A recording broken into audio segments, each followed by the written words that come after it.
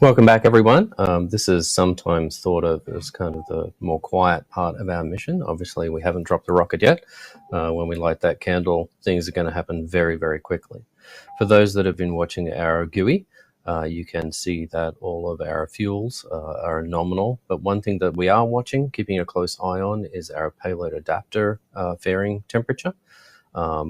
During the climb, the aircraft right now is at, I believe, just over 30,000 feet, which is nominal. And during the climb, we were moving through the clouds in a storm cell. One thing we like to do during our captive carry is actually do a little fin wiggle to make sure that if there is any icing that occurs on the rocket during captive carry, we're able to break that away.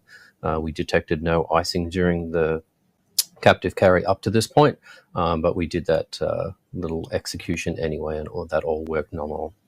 We are tracking nominally. I keep saying nominal, which is a good thing. We are tracking nominally on our flight path out towards the racetrack right now. We'll be back in a moment.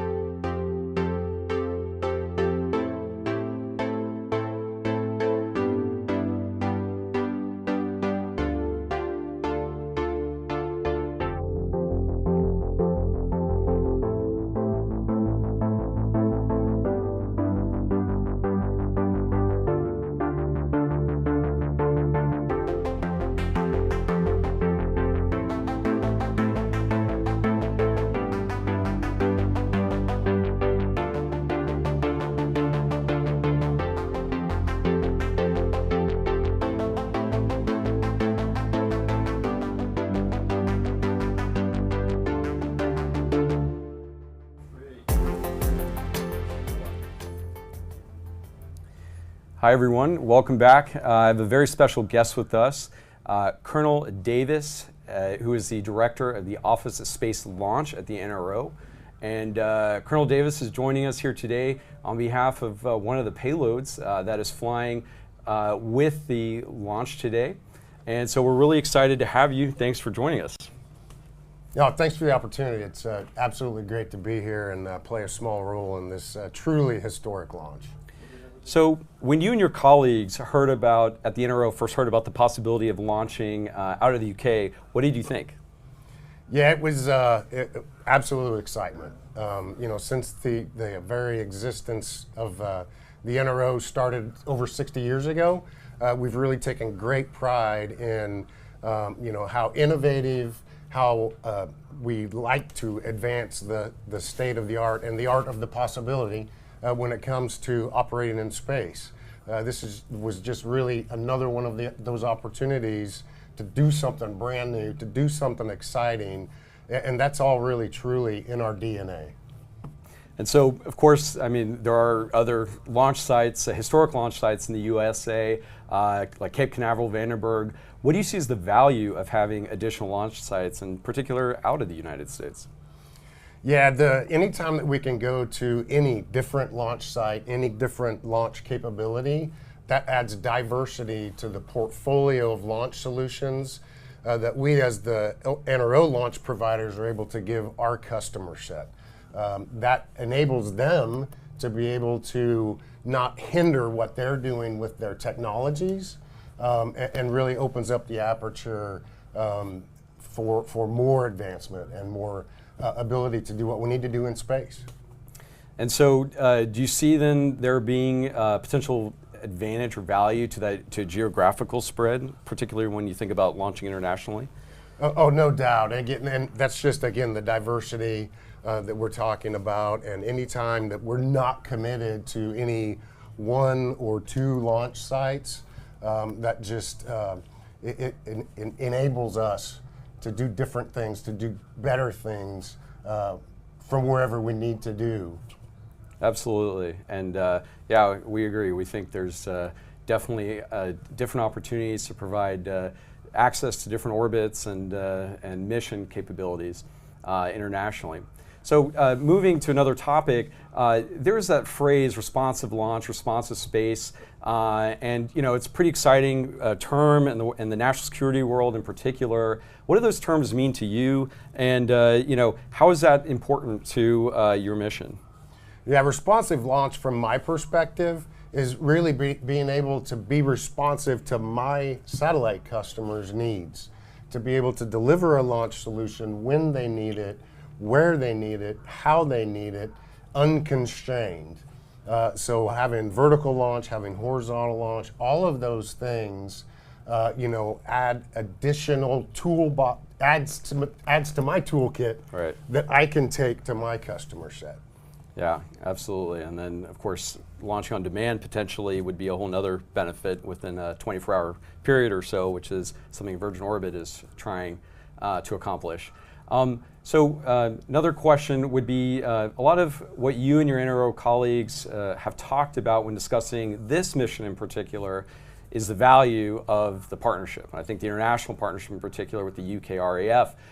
With all that's going on in the world and in space right now, both in the areas of conflict and in times of peace, what do you see as the start of international partnerships and interoperability between the US, the UK, and potentially other partners? What are those benefits there? Yeah, you absolutely nailed it. The agility, partnership, and interoperability were the three big things for us with this mission. You talked about partnership and interoperability there. No doubt, if you look at the logo for this mission, it screams partnership. You've got NRO, U.S. Space Force, UK Space Agency, RAF. The list goes on and on and on, not to mention our industry partners. So yeah, partnership was a key part of this entire mission for us. And then, as launch folks, we like talking about the launch, but we don't exist unless we put capability on orbit. Right. And as the primary rideshare for this mission, we're here. I have a job to get capability on orbit, and with these primary payloads that we're working with the UK MOD and DSTL, that's the whole goal, is to be able to demonstrate our allied interoperability with that data sharing across our partners in this, as you mentioned, incredibly dynamic and quite frankly dangerous space environment that we're dealing with today. So you definitely see that this type of partnership is something that will be valued going forward, and more such missions will likely be accomplished then in the future. Well, yeah. I mean, anytime. Who knows what tomorrow looks like, right? But again, anytime I can provide unique solutions, any other kind of launch solutions to my customer set, that's attractive to them. So yeah, we certainly hope to. Yep. This has been the Cornwall community here, the Cornwall Spaceport, the UK community have just been absolutely fantastic. We were in a taxi the last time we were down here, and they were like, "Oh, are you out here for the launch? That's so exciting!" The community is just really embracing, and it's fun to be a part of that. Yeah, exactly. I mean, especially being a historical first here, I mean, it really means something to be part of it. So it is, you can feel that excitement, totally. Whether it's in the taxi cab or at the launch site. Yeah. And then finally, the other major element of the partnership that often gets discussed is between government and commercial industry. How is the ability to leverage commercial industry in particular, and in order to tap into new capabilities, change the way that you and your colleagues work and think about missions? Well, and it enables us to really unlock the innovation. That we are all about advancing technology and innovating. Nobody does that better, more efficiently, quicker than the commercial environment. So anytime that we on the government side are able to put constructs in place, like the contract that we used to acquire this particular launch service, that really harnesses the energy and the power that's in that commercial industry, so we can work together better and ultimately advance our U.S. and allied capabilities. Yeah, I couldn't agree more, of course, on the commercial side. But I mean, and we likewise appreciate the partnerships with government entities that are also encouraging and supporting new technologies to come to the market. So it definitely is, it's a symbiotic relationship that I think fosters and supports both sides. So Colonel Davis, it's really been a pleasure having you here today, and we thank you for coming down to Cornwall. Do you have any final thoughts or words you'd like to say as we get ready for the launch? No, again, thank you. Thanks to Mel, who's been the host most of today on this, her and her team, and then the Virgin Orbit and Virgin Orbit National Systems teams have just been fantastic to partner with on this particular mission. And I personally have been really proud to just play a small role in it. So thanks very much. Thank you. All right, back to you guys.